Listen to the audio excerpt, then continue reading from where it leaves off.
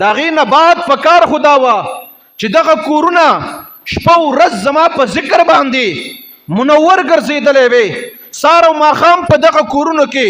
د قرآن تلاوت غږېدلې سار او ماښام په دغه کورونو کې نغمه جبريل غږېدلې سار او ماښام په دغه کورونو کې زما صفت بیانېدلې زما یاد تازه کېدلې زما ذکر بیانېدلې مګر الټه د دینا تاسو په دغه کورونو کې زما دشمن رضا کړی دی تاسو په دغه کورونو کې شیطان رضا کړی دی تاسو دغه کورونو نه د شیطان حجره جوړه کړې ده